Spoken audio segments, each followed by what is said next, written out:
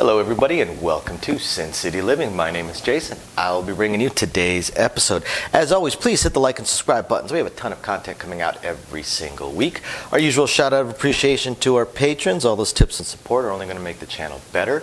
And definitely want to put a shout out of appreciation to those that gave us a tip during the live chat last week.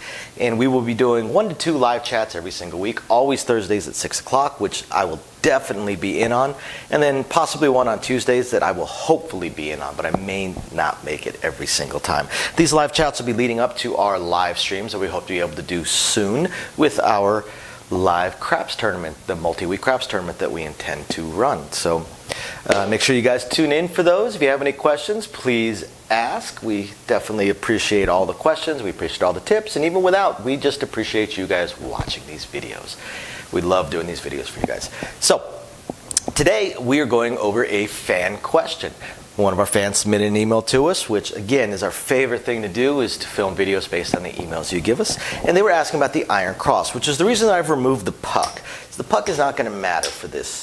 All right, so we're going to go with a standard iron cross on a $10 table, and what that means is that we're going to have 3 units each on the 6 and 8, and we're going to have 2 units in the field, the $10 minimum. Now, if you're on a higher minimum bet table, you have to play around with that a little bit, but remember that the field always needs to be smaller. It needs to be less units than your place bets. Otherwise, you are wasting your time. So, what was this fan's question? This fan's question was about pressing the iron cross.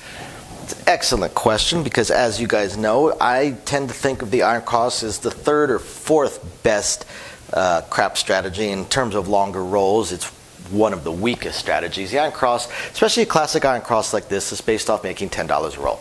That's it. You're making $10 a roll. Doesn't matter what rolls, you're making $10, except for the 2 and 12. So this is the iron cross honestly is a grinder strategy. A lot of people play the iron cross and that don't truly understand it, and they're just grinding along. And they'll catch the hot roll every so often. That'll keep them in the game a little bit longer, but they're not really taking advantage of those hot rolls. So to answer this question, I'm going to tell you that there are 3 parts. So I'm going to answer this question 3 times. The first way of pressing is expanding it out. You expand out your bet. Now, players will play the iron cross just because they don't want to miss out on the 2, the 3, the 11, and the 12. As we showed in our alternate to the iron cross, for just a few extra dollars, you can place every number and do a horn high 12, horn high aces, or just a $4 horn bet, and you can get paid more than even money on every single number. And you're not going to have anything except for those horn numbers where you are winning and losing, where you're winning a certain amount of money and having to replace, for instance, these bets right here, where you're winning $21, but you're losing 10 of it to redo your field bet. Okay, at least for the $4 horn, it's only $4 you have at risk, and every single number you're getting paid better than even money. So, so how would I do it? Initially, I would use the field bet as a way to feed these outside numbers. My goal, anytime I'm doing any kind of betting, is to get my numbers up to the minimum in the green level. Once I get into the green, once I get to say a 160 across, including the point, then I can start playing around a little bit. Maybe I'll do a mid press, power press, sister presses. Maybe I just do a same bet press, same bet press, same bet press kind of thing. There's a lot of different ways that you can do it. But first, I want to get all the way across, and I want to get up to the greens.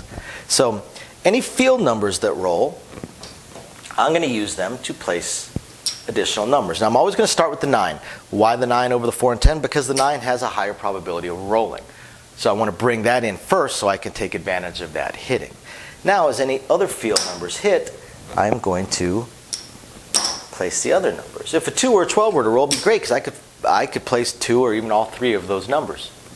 Now, what about if the inside numbers roll? Even if I don't have these placed yet, it doesn't matter. I'm going to only press within those numbers. And there's a couple different ways you can do it depending on how conservative you may or may not be. You can press them 1 unit at a time, which means it's going to take each one of these numbers 2 hits in order to get up to the green level. Or you can press them straight up to the green level. But if you do it that way, you're going to have to throw in some additional money in order to get your field bet back. Just maybe $1, maybe $2. For instance, If I were to press this up to the green, straight, I have my dollar there and I collect a buck, right? But what about over here? Well, if I press this up to 30, now I need to throw in a dollar in order to get my field bet back. It's only a buck, so most of the time my thinking is, well, why not? But I could always do a 1 unit press, which gives me $10 for my field bet back, and I collect $5. Entirely up to you, whatever it is you wish to do, however you wish to do it, go for it. Now, as I'm using these numbers to focus on getting into the green, I'm using the field to focus on getting these into the green. And it kind of becomes a race to see which happens first. If I get all 3 of these numbers into the green, I can start same betting, start mid-pressing, whatever I may want to do. Or if these hit, I can use these to get other numbers into the green, because I'm going to end up collecting back whatever is already on that number. Let's say I've only managed to place these for the base $10, and that's it. No other field numbers have hit. But let's say I've got any of these numbers in the green at 25 or 30, any of them. They're all going to pay 35. So if something were to hit, I could say, you know what? Same bet that, but make my 9 look like a quarter. I'm going to collect $20 because I'm going to put the quarter there, get this $10 back, plus the additional $10 of the payout. So I'm still collecting $20 while I'm making this up into the green level. And then I can keep going. Now, if these have even pressed up partially because of the field, then it's even faster and even easier for me to be able to hit that green level and still collect some money back. Okay. Now, there's other ways to press the iron cross. If you're really die-hard about just sticking with the iron cross, which is certainly just a matter of style, I suppose, you can just press your place bets. Just press your place bets. You'll press your field when you feel appropriate. Now, here's the thing to remember with any pressing strategy. The iron cross as a strategy, as a base strategy by itself, is a grinder strategy. It is targeting the rolls of about 6 to 7 rolls of the dice before a 7, just in order to break even. And again, you've got 61 in action, you've got 61 at risk, and you're only making $10 per hit. So you are targeting, the iron cross is targeting those rolls that are already breaking the statistics of a 7 coming 1 in 6 times. You're looking for slightly beyond that just to break even if you were same bet, same bet, same bet, same bet all the time. That is the reason why the iron cross is such a grinder strategy, and the reason that most iron cross players end up losing but are able to play for a long period of time. Because when you hit those rolls of just most of the rolls, between 1 to 5 rolls before 7 rolls, you're losing money every single time, but you're making back a little bit, so you're not losing as fast, you're not losing at all every single go. So you get to see a few more shooters, and so on and so forth, and it's just a grind. It's just a straight grind. The successful iron cross players, like we had a guy last night that he's a regular of ours, and actually 3 times over the last week we've seen him win between $3,000 to $5,000 in any one roll, starting out with $200 bankroll. And it's because he's a presser. Now, he does like I just showed you guys, where he goes to place everything, but then he also actually presses his numbers. Now, with all pressing strategies, you are once again targeting those rolls that are beyond 6 rolls. Because in the early stages, you're really not collecting much, if anything at all, especially with an iron cross strategy. Because with an iron cross strategy, if you go to start pressing these numbers, you have to throw in additional money for your field, because these numbers basically are keeping your field alive. So if you're going to start using that money to press these numbers and not go for the field, you're going to have to keep throwing in money from your bankroll to the field. The difference between pressing and same betting, you're honestly still focusing on the same type of rolls. You're still targeting the same type of rolls. The earlier rolls, you're going to lose more money, but those rolls that you were targeting, you're actually going to end up making far, far, far more money. So let's look at it in a mid-press kind of situation. Well, in a mid-press kind of situation, we are going to, say with the 5. With the 5, we would go straight up to a quarter. We would use 10 to replace our field, and we would collect a buck. We're going to need that buck. Let's say a 6 rolls. Well, same thing. We are going to go up to 30. Now we need that buck. Sorry, this gouge in my finger is going to replace your field.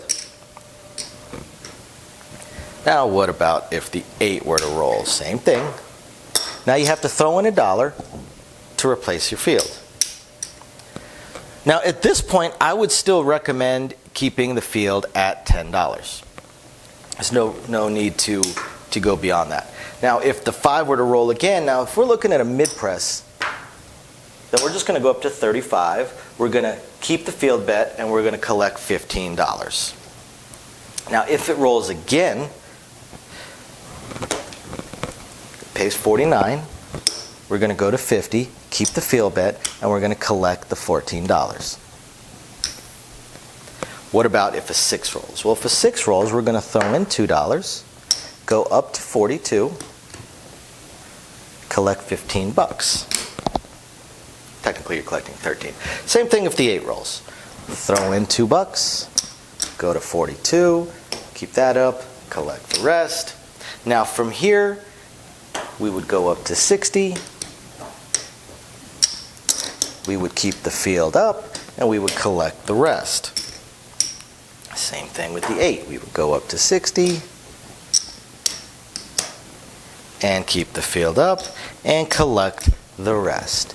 Now once you hit this point, and this point may not take all that long, you could very well hit this point, especially you could hit one of these numbers at this point, right around the same time that a standard iron cross would be hitting the break-even point. So the standard iron cross is just pretty much breaking even. This iron cross has not made any money yet, but the next roll pays for everything. Next thing that hits pays $70. You're going to collect 60 bucks if you're keeping your field up, if you were to same bet it. And this is a point where most players same bet at least once. Most players that I see play this strategy, they will same bet right here. Same bet, collect it. Now to them, in their mind, they have a free roll, and now they can keep going.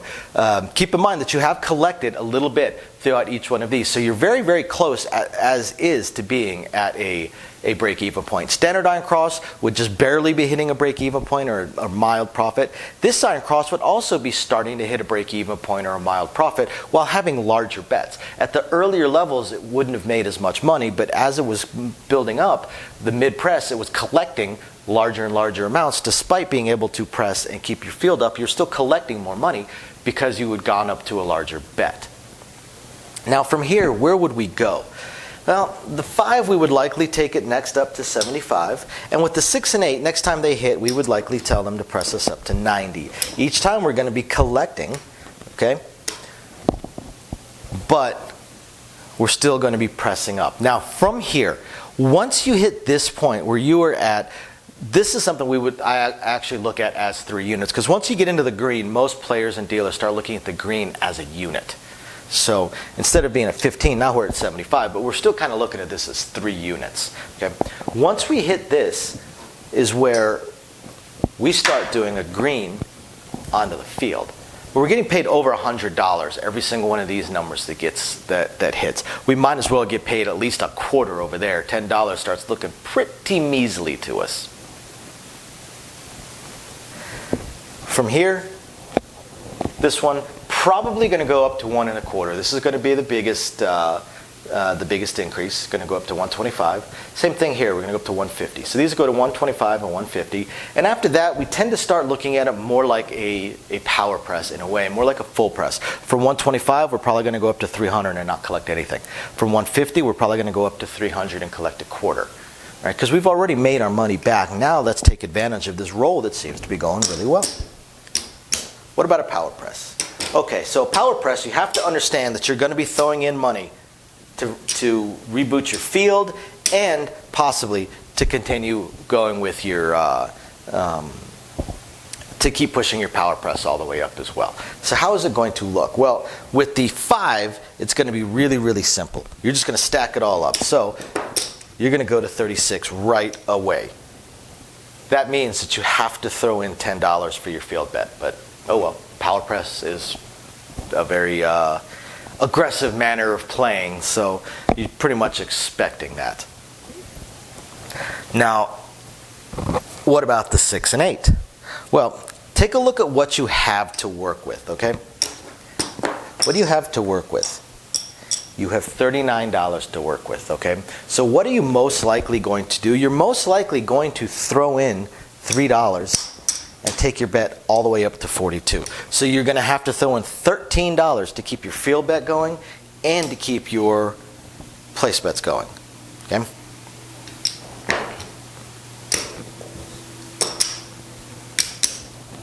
So you do the same thing with the 8, so you have to throw in additional money.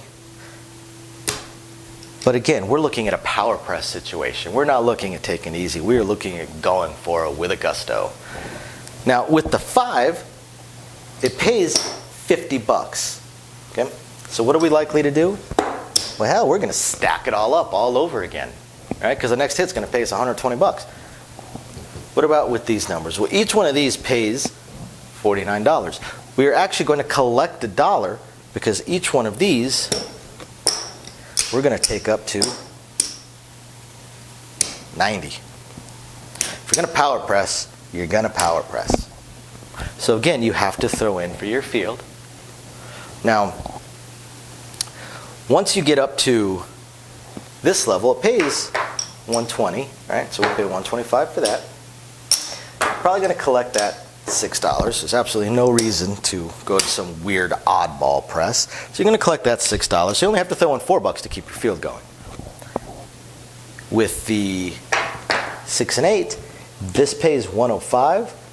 Go to 180, collect your 15, which means you actually collect $5 finally while you're still paying for your field. Same thing, go to 180, and you collect right there. From here, this pays $280.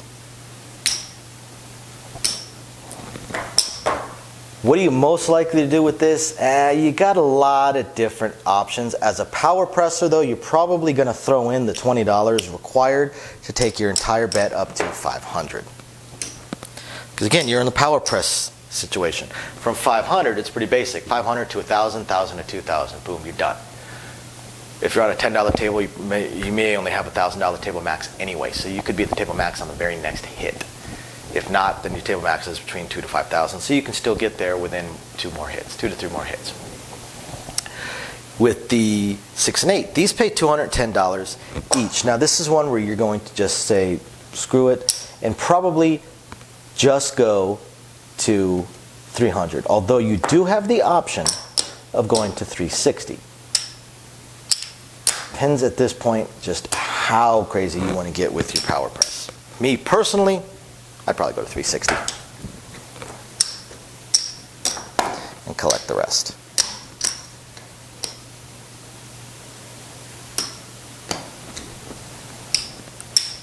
What does 360 pay? 360 pays $420. $420. Now I'm going to pay it $5.25. 105, so I don't need to go playing around with this. I'm probably just going to go up to 600. This is one where I'm going to collect a little bit. From 600, then we're in just a straight press situation. 600 to 1,200 to 2,400. There we go. So I hope you guys find this interesting, enlightening, just plain amusing. Thank you very much for watching. We hope you guys are enjoying the live chat, and we'll catch you guys next time. Bye now.